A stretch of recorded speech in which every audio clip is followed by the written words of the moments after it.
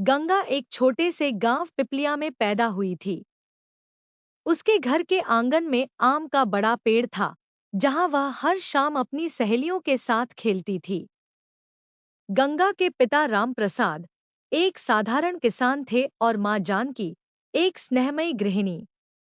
गंगा की आंखों में हमेशा सपनों की चमक रहती थी। वह स्कूल में पढ़ाई में बहुत होशियार थी और मास्टर जी की सबसे प्रिय शिष्या। वह जब भी खेतों में दौड़ती तो महसूस करती जैसे पूरी दुनिया उसकी मुट्ठी में है।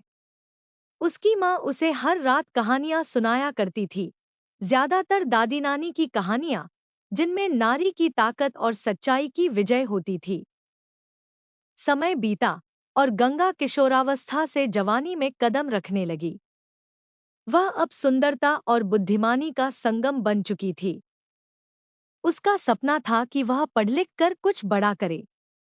हालांकि उसके गांव में लड़कियों की पढ़ाई को ज्यादा महत्व नहीं दिया जाता था। रामप्रसाद ने अपने पूरे जीवन में मेहनत से अपनी बेटी को पढ़ाया था, लेकिन गांव वालों की बातें और समाज के दबाव के कारण उन्होंने गंगा के लिए लड़का देखना शुरू कर दिया। गंगा के मन में सवाल थे, क्या शादी ही उसकी जिंदगी का अंतिम लक्ष्य है? गंगा का घर मिट्टी का बना हुआ था, लेकिन उसमें रहने वालों का दिल बहुत बड़ा था। पिता हमेशा चाहते थे कि उनकी बेटी की शादी अच्छे परिवार में हो, जहां उसे सम्मान और प्यार मिले। गंगा का अपने छोटे भाई अमन के साथ बहुत गहरा रिश्ता था। वे दोनों खेतों में दौड़ते, नदी किनारे बैठकर बातें करते और भविष्य के सपने बुनते। गंगा के मन में अपने पिता का घर छोड़ने का डर था।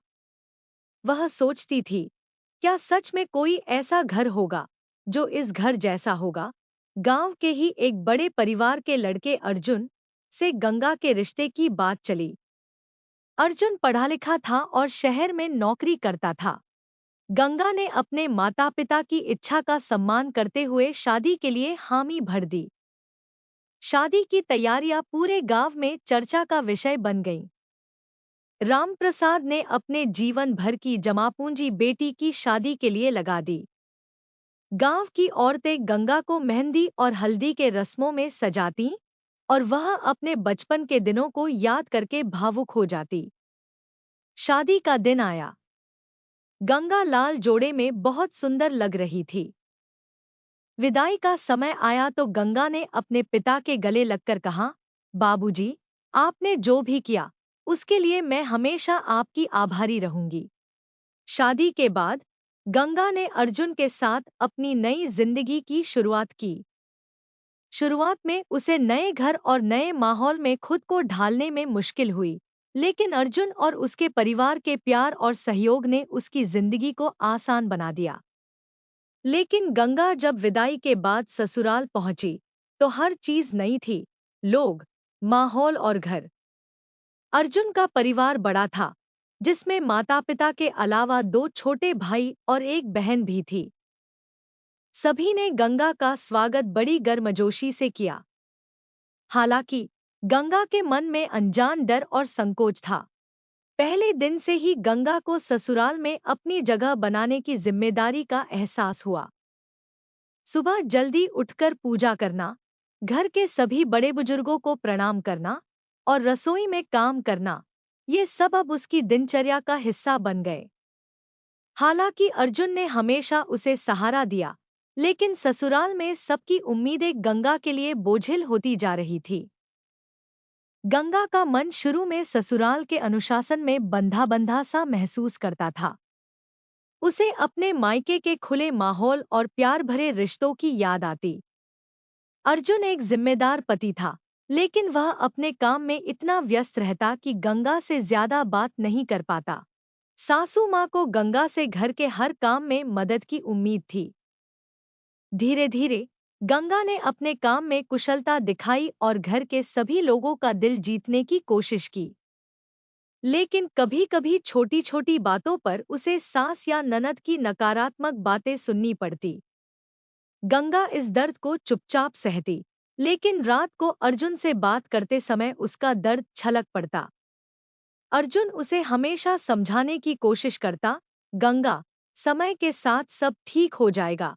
समय बीतने के साथ गंगा ने ससुराल के लोगों को समझना शुरू किया।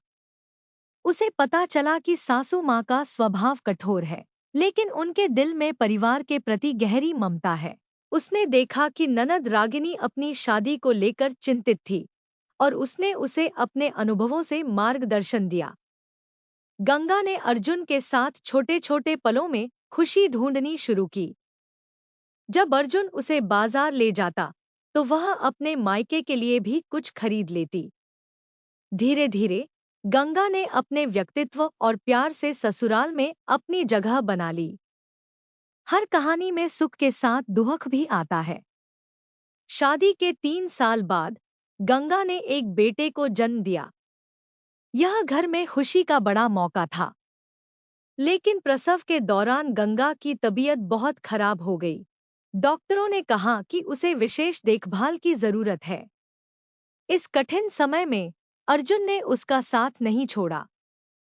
ससुराल के लोग उसकी देखभाल करते, लेकिन कभी-कभी गंगा को यह एहसास होता कि उसकी सेहत को लेकर घर में थोड़ी उपेक्षा हो रही है। उसे अपने मायके की याद सताने लगी। एक दिन गंगा ने अर्जुन से कहा, मैं कुछ करना चाहती हूँ जो मुझे अपनी पहचान दे। अर्जुन ने उसका पूरा समर्थन किया। गंगा ने घर में ही सिलाई कढ़ाई का काम शुरू किया। धीरे धीरे उसके काम की चर्चा गांव में होने लगी। गंगा अब सिर्फ एक बहू नहीं थी, बल्कि एक आत्मनिर्भर महिला भी बन गई थी। उसने अपने संघर्षों को अपनी ताकत बना लिया। वह अपने बच्चे की परवरिश और घर के कामों के साथ साथ अपने काम को भी संभालने लगी। गंगा ने ससुराल के सभी लोगों के साथ गहरे रिश्ते बना लिए थे। सासू माँ, जो पहले उसे कठोर लगती थी, अब उसकी सबसे बड़ी समर्थक बन गई। ननद रागिनी की शादी में गंगा ने अपनी बहन जैसा प्यार और सहयोग दिया। एक समय ऐसा भी आया जब अर्जुन के व्यापार में नुकसान हो गया। घर की आर्थिक स्थिति खराब हो गई। इस कठिन समय में गंगा ने अपने सिलाई कढ़ाई के काम से अर्जुन का सहारा दिया। वह न केवल अर्जुन की हिम्मत बनी, बल्कि पूरे परिवार को इस मुश्किल समय से उबारने में मदद की। गंगा की शादी की कहानी केवल एक लड़की की कहानी नहीं है, बल्कि यह हर उस महिला की कहानी है जो शादी के बाद अपने सपनों और रिश्तों के बीच संतुलन बनाना सीखती है। गंगा ने यह साबित किया कि चाहे परिस्थितियां कितनी भी कठिन क्यों न हो, एक महिला अपनी दृढ़ता और साहस से हर चुनौती का सामना कर सकती है। दोस्तों, ये थी आज की कहानी। कहानी पसंद आए तो कमेंट्स, लाइक और शेयर जरूर कीजिएगा और चैनल पर नए हैं तो सब्सक्राइब जरूर कीजिएगा। तो मिलते हैं अगले वीडियो में एक नई कहानी के साथ। धन्यवाद।